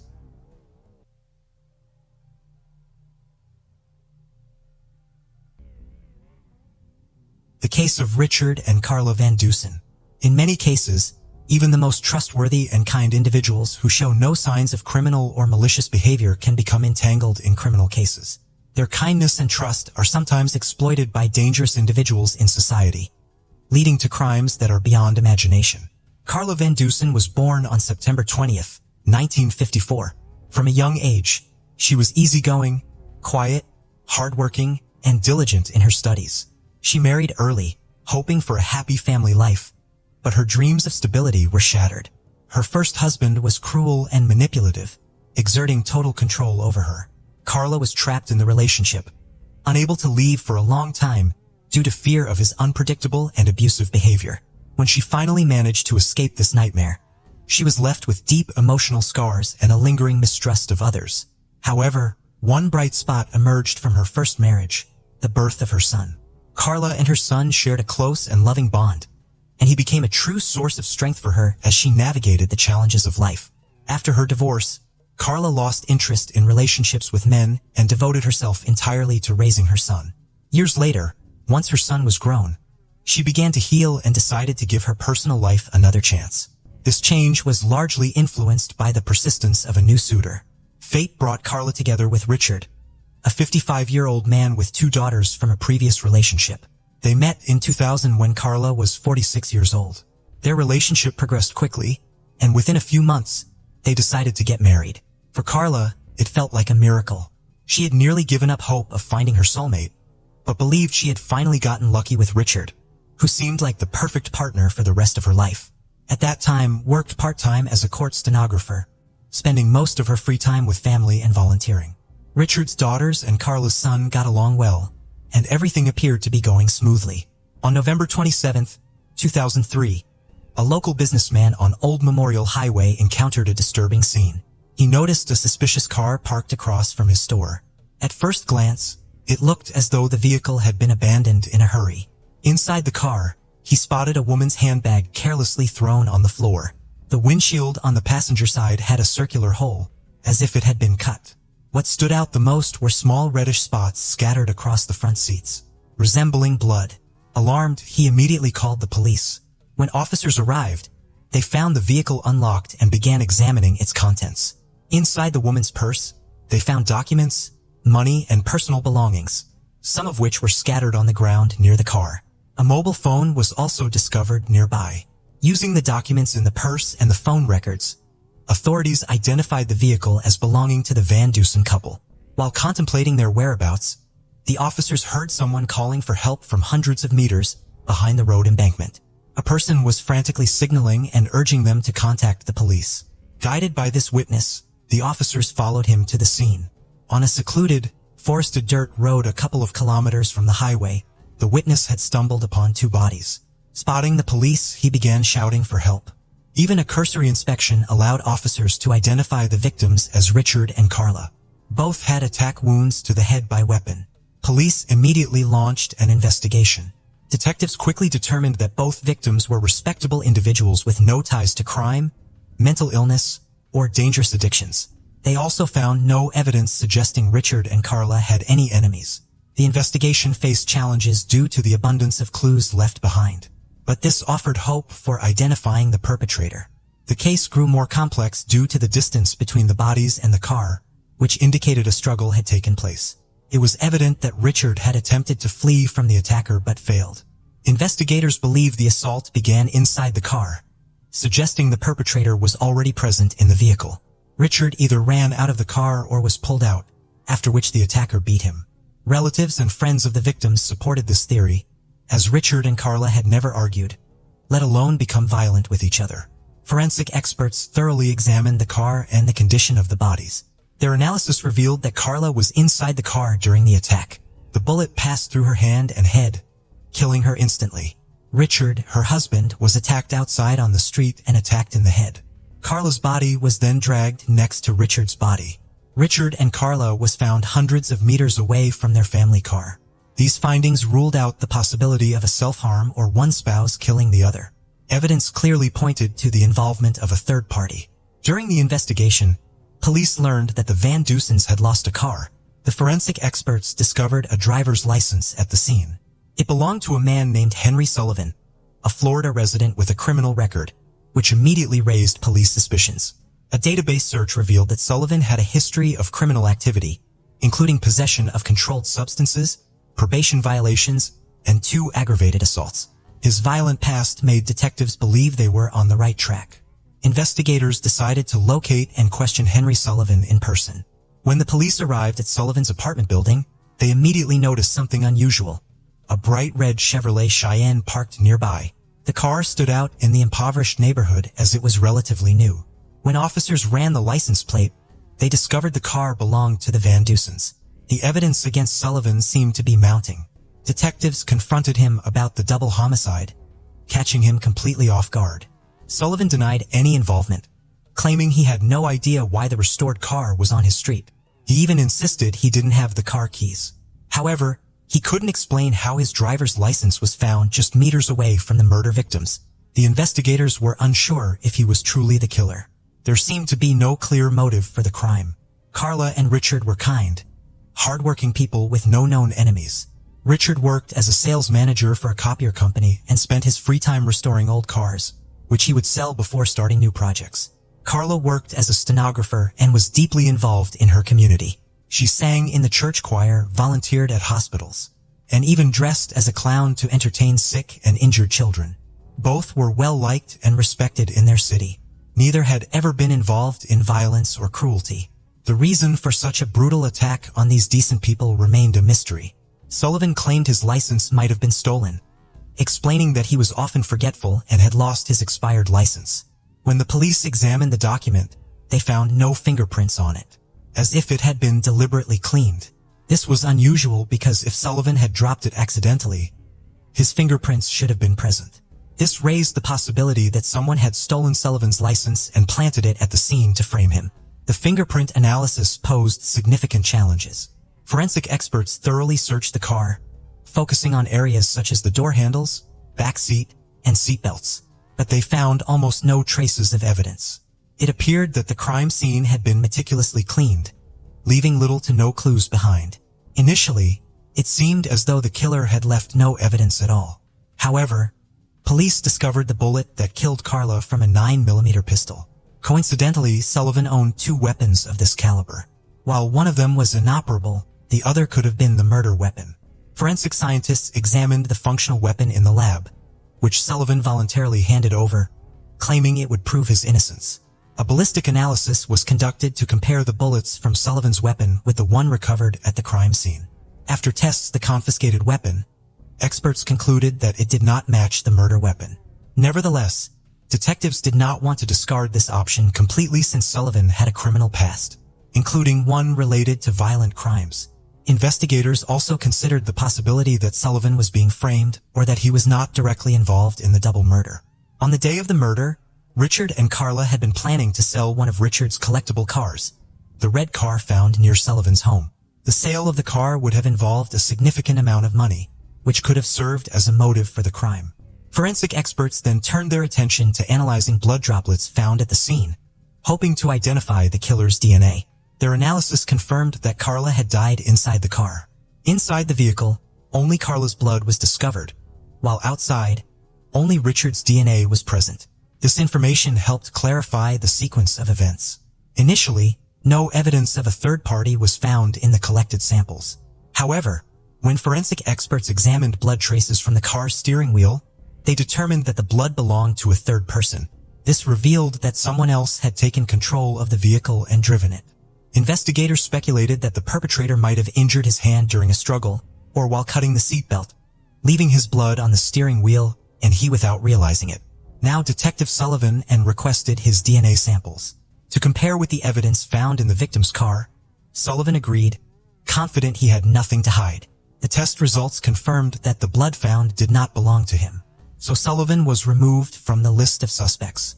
The investigators began to suspect that the license had been deliberately faked by someone in Sullivan's close circle, a ruthless individual with a history of violent crimes. Their focus shifted to Sullivan's brother, Justin. It was soon revealed that Justin had an outstanding arrest warrant for an unrelated case. On the night of the murders, Justin was stopped by a traffic officer for a violation. To avoid arrest, he gave Sullivan's name instead of his own, knowing the officer wouldn't verify his identity. The officer let him off with just a warning. Later, Justin likely stole Sullivan's documents and planted them at the crime scene to frame him for the murders. He had ample opportunity to do so and could have bolstered the police's suspicions about Sullivan's involvement by planting Richard's car outside Sullivan's apartment. As a result, Justin became the new prime suspect and was brought in for questioning. He denied any role in the double murder and provided an alibi. Justin claimed he was at a nightclub with friends on the night of the incident. While several witnesses supported his story, detectives suspected the friends might have lied or confused the date. The police then requested a DNA sample from Justin to compare with traces found on the car's steering wheel. However, the DNA profiles did not match. With the investigation at a standstill, detectives decided to revisit the case from the beginning, focusing more on Richard's car. While investigators were working outside, a man approached them on the street. He introduced himself as William de Pervine and claimed ownership of the car. William explained that shortly before the crime, he had purchased the vehicle from a collector. He said he had seen an advertisement for the retro car in a newspaper and went to Richard's home to inspect it. After being satisfied with the car, William paid Richard $6,500 in cash and took the car home. According to him, he had not seen the previous owners since the purchase and was unaware of anything happening to them. William did not arouse suspicion at first. He was a confident and well-educated law school graduate who even presented the contract and receipt signed by Richard. The documents clearly confirmed the car purchase. However, detectives decided to investigate further, and inconsistencies quickly surfaced. Witnesses revealed that shortly before the double murder, Richard and Carla had indeed found a buyer for the car. Richard was offered $13,500 for the vehicle, twice the amount William claimed to have paid. This made it clear that selling the car to William for $6,500 would not have been a profitable deal. With these revelations, detectives had new doubts, and William became a key suspect in this murder. He was called to the station for further questioning. William complied and admitted to meeting the Van Dusens at around 5:30 p.m. However, evidence soon contradicted his claim. Detectives discovered from phone records that Carla had spoken to her mother at 6:37 p.m. During the call, Carla mentioned they had found a buyer willing to pay a substantial amount and were planning to finalize the paperwork. Although she didn't name the buyer, she said the deal was agreed upon and they had plans to meet later. So at 5:30 p.m., it was impossible for Richard and Carla to have sold the car to William. After the phone conversation ended, Carla's mother couldn't stop wondering, why would anyone arrange to buy a car so late in the evening? The next day, Richard and Carla was found dead. Carla's mother was tormented by the thought that she might have been able to save her daughter. She was convinced the crime was connected to the car. When William was informed of this details, he appeared confused but stuck to his original account. He denied being the person Richard and Carla was supposed to meet that evening. This created a major inconsistency in his story since the timelines didn't match. Of course, the Van Dusens could not have sold the same car twice. Investigators later found that the psychological profile of William matched the description of the person who killed Richard and Carla. They also discovered that William had a history of violent crimes. At the time of the double murder, he was out on parole after serving 9 years for assault with a weapon. This criminal background further heightened the detective's suspicions about his involvement. The contract and receipt for the car sale were examined, and an expert confirmed that Richard's signature had been forged. Following this, William was asked to provide a DNA sample for analysis. However, he unexpectedly refused and invoked his rights without providing any explanation. At that point, the investigators did not have enough legal justification to forcefully obtain a DNA sample from the potential perpetrator. As a result, the detectives decided to pursue an alternative approach. That same day, a special team was assembled to monitor William's movements in hopes of finding an opportunity to collect the required DNA evidence. William was placed under 24/7 surveillance, and the police tracked his every move. This was challenging because he avoided public places like shopping centers and cafes, where it would have been easier to leave traces. His cautious behavior made the surveillance team's work even more difficult, as they had to carefully avoid detection. Being well-versed in criminal law due to his legal education, William was familiar with law enforcement techniques. During a previous term of imprisonment, he had dedicated time to studying and enhancing his knowledge of the legal system. William's university professors described him as highly intelligent, determined, and self-confident. His every action was meticulous and deliberate, reflecting a disciplined nature that aroused further suspicion.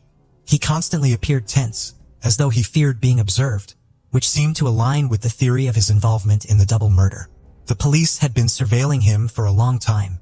He followed the same schedule daily, going to work and returning home at the same times, rarely leaving his apartment. On weekends, he occasionally went to the store, but he appeared to have no friends and minimal contact with the outside world.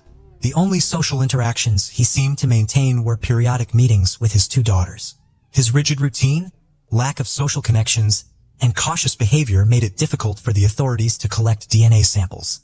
After months of surveillance, detectives still lacked the crucial DNA evidence they needed. However, the suspect eventually made a critical error.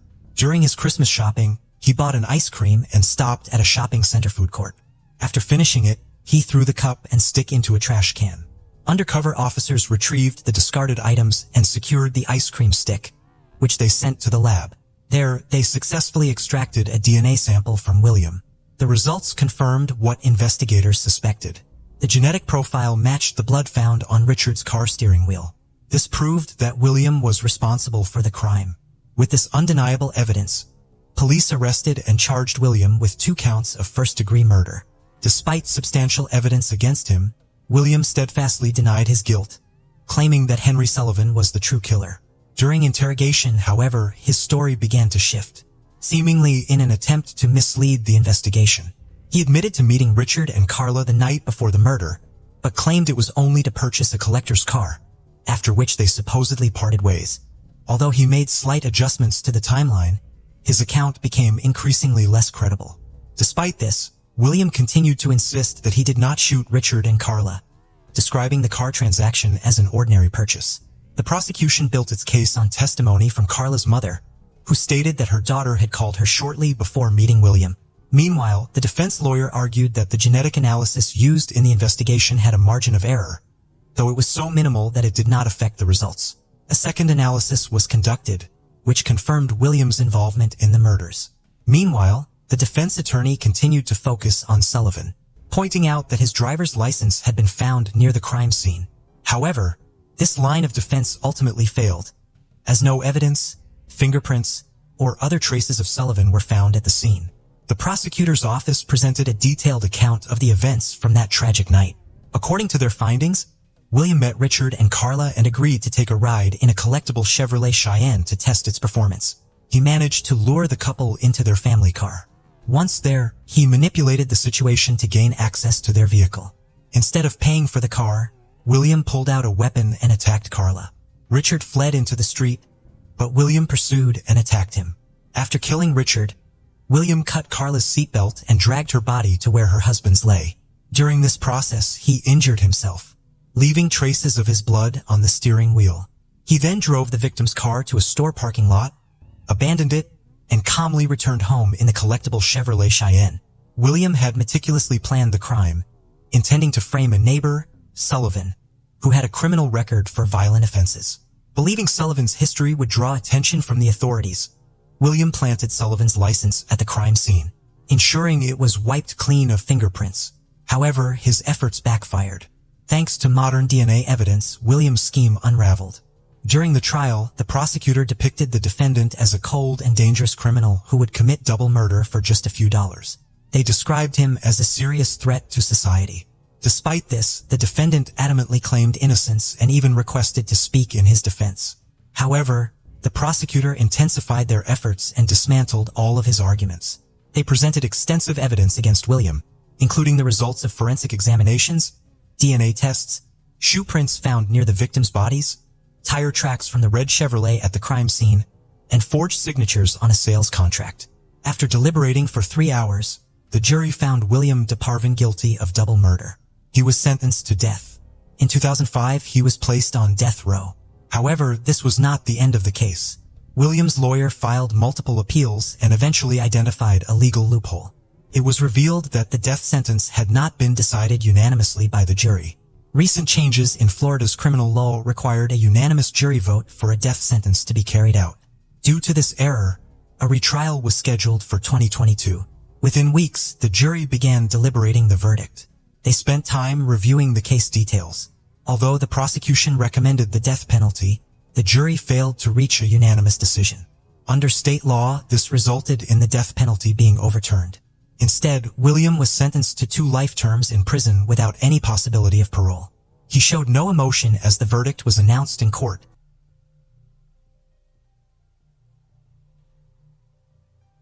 Case of Michelle Ling. Snapper Point is an Australian conservation area situated near Fraser Park Beach, close to Catherine Hill Bay, New South Wales.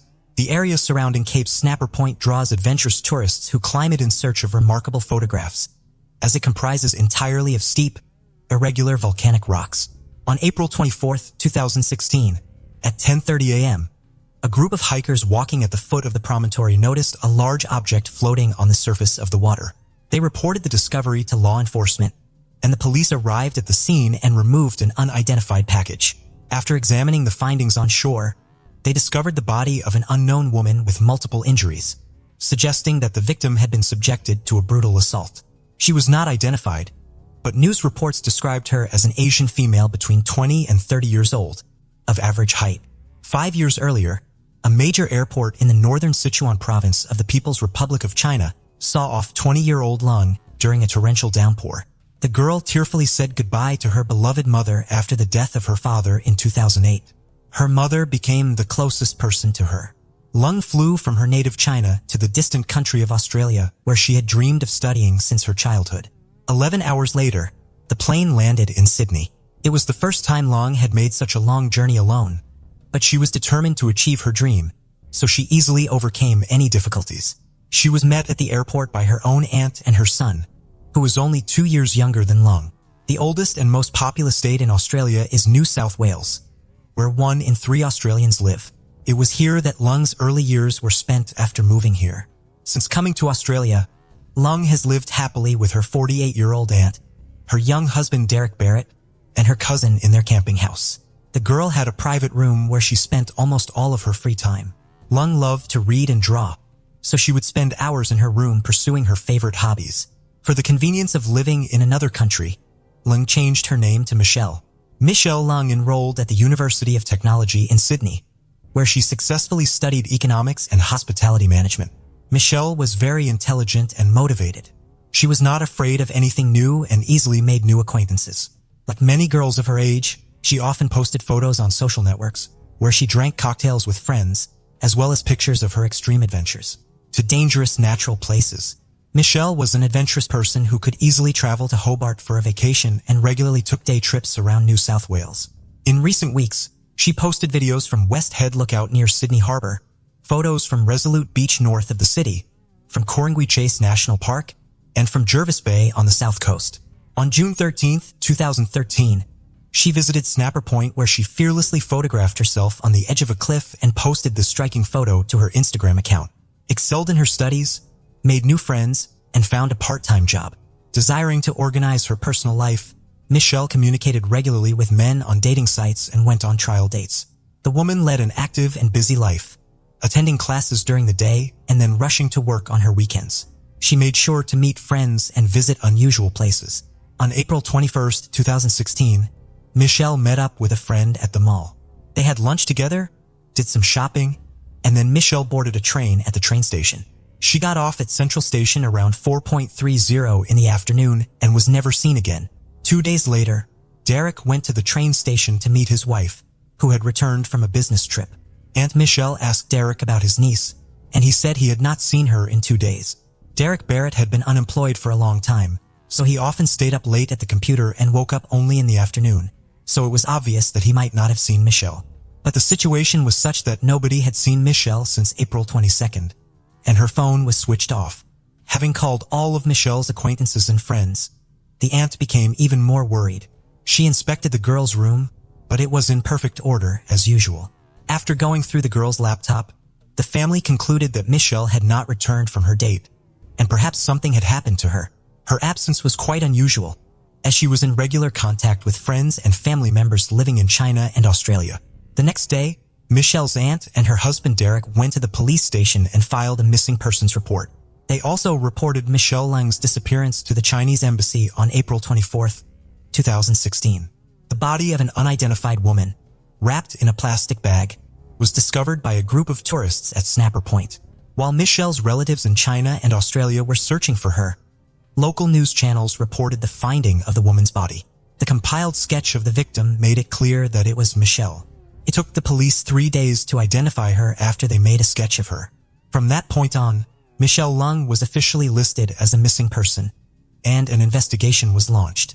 After interviewing Michelle's close relatives who were living with her, the initial theory was that she had been attacked by an unknown person with whom she had planned to meet that day. CCTV footage tracked the girl's movements on the day she went missing, but the surveillance cameras and footage from a short train journey showed that Michelle was alone.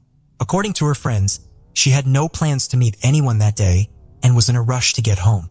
Reviewing social networks and correspondence of the girl did not confirm the presence of a young man with whom she could have met. The version about a secret stranger who could have committed the crime was not confirmed. The results of the forensic examination confirmed that Michelle's body had sustained multiple injuries, and she had most likely tried to fight off her attacker, resulting in multiple stab wounds. Police Chief Inspector Gary Jubilin said the interpretation of the situation is that Michelle was brutally assaulted before her death, but she was spotted on her way home and did not go out anywhere else, so the perpetrator must have attacked her in that area. The inspector also noted that most likely the perpetrator had deliberately chosen a very secluded area of such a beautiful place, as the body was found in an area frequented by tourists and fishermen, but the place was somewhat isolated. Forensic analysis indicated that Michelle Ling's body had been in the water for no more than 48 hours, and likely much less, suggesting the body had been dumped quite recently. The chief inspector of police stated that although the location where the body was found was distant from the national park entrance, there was a parking lot near the tourist attraction, implying the body may have been transported there by car.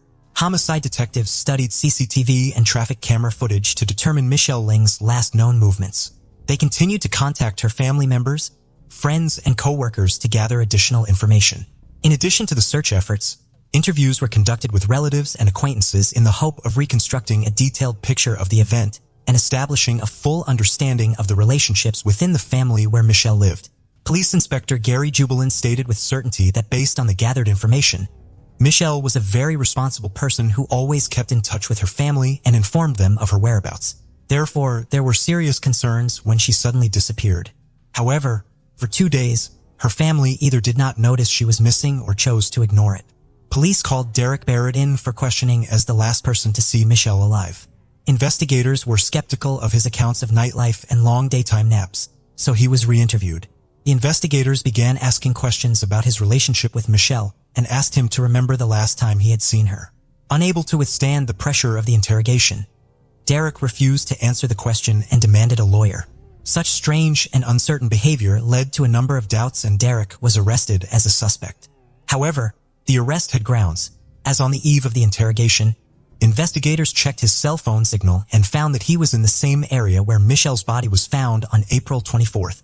Additionally, when police obtained surveillance footage from a parking lot, it captured a car matching the description of Derek Barrett's vehicle in the early morning hours of April 24th, leaving no doubt that he was there.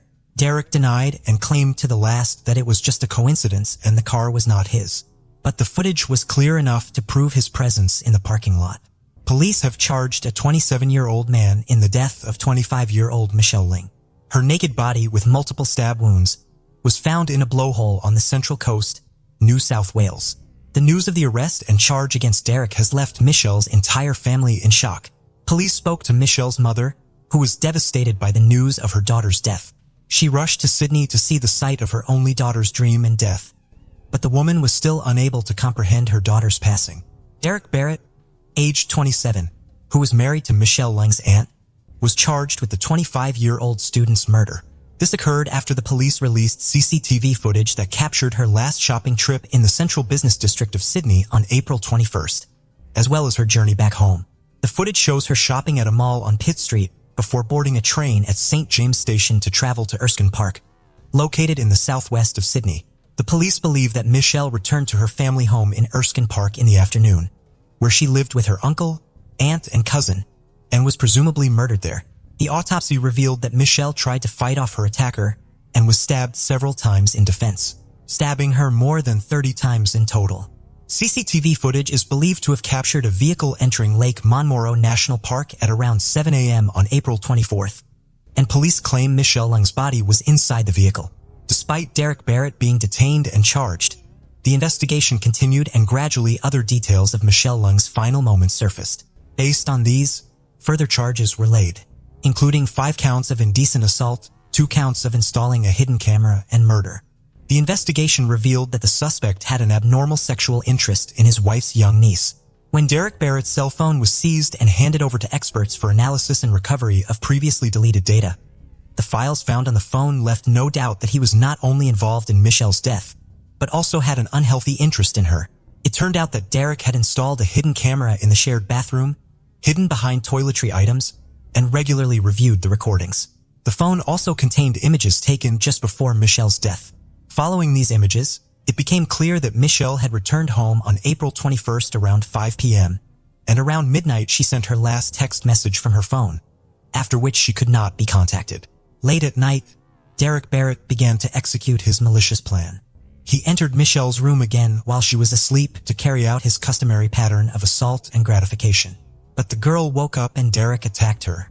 He bound her and covered her mouth with duct tape to keep her silent. The deviant kept her tied to the bed for 2 days and intermittently abused her, as evident from the photographs on his phone. Investigators found Michelle bound naked, and with a look of horror on her face, lying on the bed. However, in these photos, Michelle did not yet have the injuries that led to her death. Derek's last picture of her was taken around 8 a.m. on April 23rd, and at that time Michelle was still alive. During the day of April 23rd, Derek steps and Derek came home twice and did not hear any sounds from Michelle. Derek was taking a shower at the time. Surveillance cameras showed that Derek left the apartment 4 times to take out the trash. Presumably by this time, Michelle was already dead. Derek had showered and washed off any traces of blood, and then thoroughly cleaned the house, hiding evidence of the crime and Michelle's disappearance. On April 24th at 7 a.m., Derek drove to Snapper Point. On the way, he stopped at a gas station where he bought drinks and filled his car with gasoline. That's where he was caught on CCTV cameras. Upon arriving at Snapper Point, he disposed of Michelle's body and took some pictures around 9 a.m. Afterwards, Derek visited his parents, who noticed nothing unusual in his behavior, and then returned home to await his wife's return with absolute equanimity. He repeatedly claimed that he had not seen Michelle and that the girl had not returned home, and cynically accompanied his wife to the police station to file a missing persons report. On June 29, 2016, the first court hearing was held. Barrett's lawyer, Bill Whitby, told the local court that Barrett was pleading not guilty and that he was as shocked and upset by Michelle's death as the rest of the family. Michelle Lang's friends and family were present in the packed courtroom, but Derek Barrett did not need to attend in person. He appeared later via video link. The fact is that the day before, the defendant reported that he did not remember much in the hours before he killed Michelle Lang because he had taken illegal drugs. He also told the court that he had only vague memories of the 2-hour trip to Snapper Point, where he threw Michelle Lang's body off the cliff. Before attending the court hearing, Derek Barrett was examined by a psychologist. However, forensic psychologist Dr. Richard First disputed the defendant's claims of memory loss. He testified and found Derek Barrett mentally fit to be punished to the full extent of his sentence. Dr. First testified that the drugs the suspect was taking did not cause memory loss and that all of his actions, from the murder to the disposal of the body, were clear and purposeful. Respected forensic psychiatrist Dr. Richard First also stated that Derek Barrett's intelligence, concentration, and memory were within the normal range. He did not believe Barrett's claims of memory loss and said the number of stab wounds indicated sadistic tendencies rather than memory lapses or acting on emotions. The psychologist also rejected Derek Barrett's claim that he did not feel sexually attracted to the victim. Dr. Richard First also told the court that the accused feigned amnesia to reduce his responsibility for the crime, after he claimed he could not remember the period when he apprehended and killed Michelle Lang. Speaking at the trial, Derek Barrett attempted to justify his crime by claiming he was addicted to illegal drugs. However, this assertion was refuted by Dr. Richard First, who pointed out that Derek's claim was self-contradictory as it was evident that the suspect had gained weight during that time period. Judge Wilson stated that in his 30-year career as a criminal defense attorney, he had never encountered an obese, substance-dependent individual. Regrettably, there was nothing genuine about Derek Barrett's behavior in the courtroom. In Sydney, Derek Barrett's demeanor in court gave the impression of a psychopath. His crime was not the result of a drunken night, poor life choices, or childhood abuse. In August, at a retrial hearing, Derek Barrett pleaded guilty to murdering and kidnapping Michelle Lang, as well as twice sneaking into her room while she slept and making videos. He also admitted taking 19 explicit photos of Michelle Lang shortly before her death. Barrett said he could not remember the 48-hour period during which he killed the girl, including cleaning up the crime scene and dumping her body because he was under the influence of illegal substances. He said his only memories were of an argument, blood in the bathroom, and the terrified face of his niece screaming at him. However, Judge Wilson said she did not believe Derek Barrett was telling the truth about his memory loss, nor did she believe he was truly sorry for what he had done. The Lang family consoled each other while Derek Barrett wiped away tears, telling them, "I deserve to live. This should never have happened." Passing sentence, Judge Helen Wilson condemned Derek Barrett's actions as depraved and sadistic, committed by a person in a position of trust. The judge detailed Barrett's disturbing fantasies and actions in court, making it clear that he had failed to fool anyone. Although the events were deeply etched in his mind, Barrett claimed they were merely vague memories. During the court sessions, Barrett showed no emotion and repeatedly spoke the victim's name. Chief Inspector Gary Jublin of the NSW Police Homicide Unit stated that the crime was horrific and senseless, and while justice was served, there was no joy in such a case. Judge Wilson sentenced 28-year-old Barrett to 34 years and 6 months in prison, with a maximum term of 46 years. He will be eligible for parole in 2050. Barrett displayed no emotional reaction when sentenced. Michelle's mother, Mrs. Zhang, expressed gratitude to the Australian and Chinese communities for their support during her time of immense grief. She also thanked the NSW police, including Detective Inspector Jubilin, for their investigation into her daughter's death. A fund has been established to cover the costs of Miss Lang's funeral and to provide support for her mother when she returns to China. However, Michelle Lang's tragic story did not end there. For years after the crime, an unexpected event occurred. A woman visiting her elderly, dementia-affected mother found an unknown USB device in the mother's hands. Upon examination, the device contained disturbing videos and photos of Michelle Lang's abuse shortly before her murder. The police were able to match the photos to those that Derek Barrett had deleted from his phone, in an attempt to conceal his crimes. In 2020, Barrett was charged with additional sex offenses based on this new evidence. Prosecutor Hugh Baker told the court that the elderly woman had no connection to Barrett, and there was no explanation for how the USB drive ended up in her possession. The horrifying and depraved secret, discovered by chance, led to Barrett receiving additional years of punishment to his already lengthy sentence. Friends and acquaintances commemorated Michelle Lang on Chinese and Australian social media. This tragic story underscores the need to address the underlying factors that can contribute to such crimes, such as idleness, lack of purpose, and indifference. Cherishing life and being mindful of each day is crucial, as we can never predict which day will be our last.